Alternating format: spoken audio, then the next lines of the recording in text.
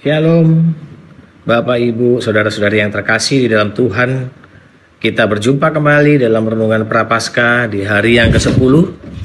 Baik Bapak, Ibu, Saudara-saudari yang terkasih dalam Tuhan, saya akan membacakan firman Tuhan dari Ibrani pasal yang ke-10, ayat 11 sampai 18, demikian firman Tuhan.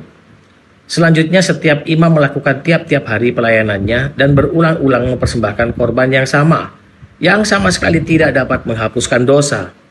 Tetapi ia setelah mempersembahkan hanya satu korban saja karena dosa, ia duduk untuk selama-lamanya di sebelah kanan Allah. Dan sekarang ia hanya menantikan saatnya di mana musuh-musuhnya akan dijadikan tumpuan kakinya. Sebab oleh satu korban saja, ia telah menyempurnakan untuk selama-lamanya mereka yang ia kuduskan. Dan tentang hal itu, Roh Kudus juga memberi kesaksian pada kita.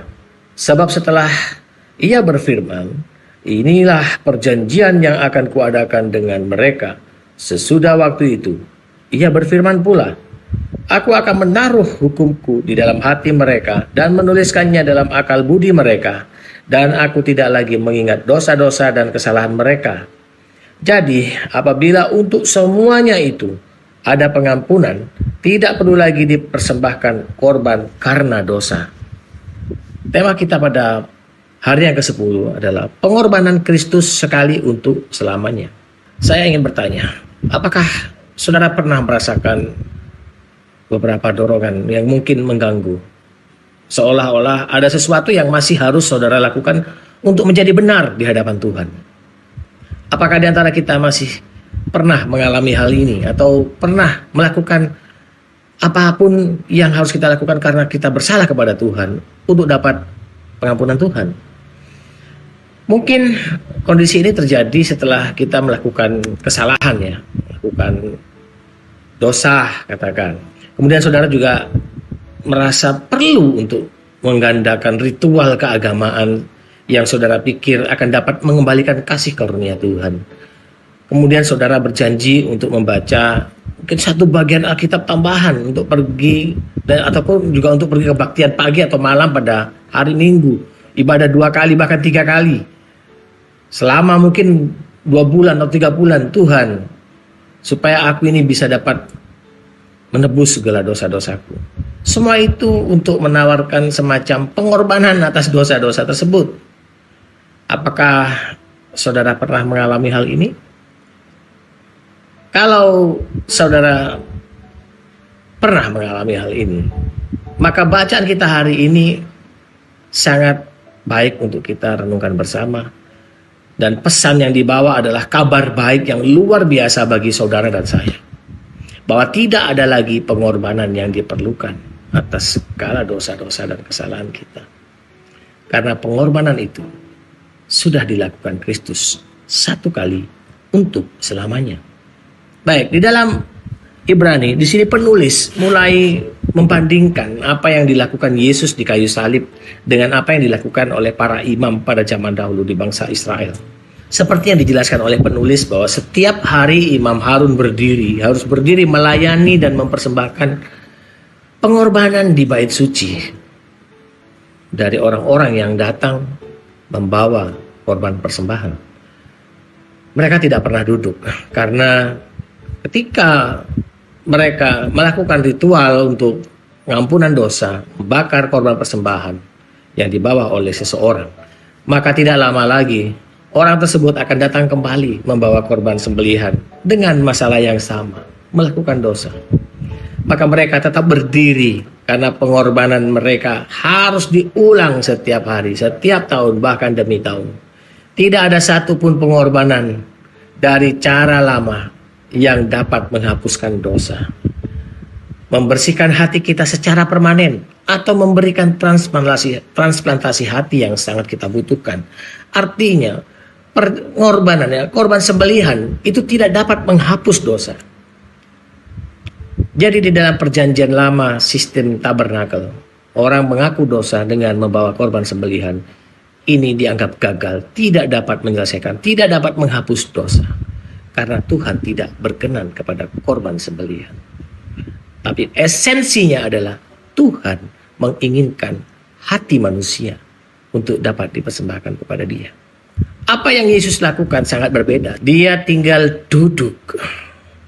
Mengapa? Karena Yesus sudah menyatakan di atas kayu salib yang dipenuhi darah, yang memegang tubuhnya yang lemah dan tak bernyawa, bahwa semuanya sudah selesai. Semuanya sudah berakhir. Tidak ada lagi pengorbanan yang diperlukan. Bagi kita yang ada di dalam Kristus, kita tidak lagi disalahkan karena merusak ciptaan dengan dosa kita.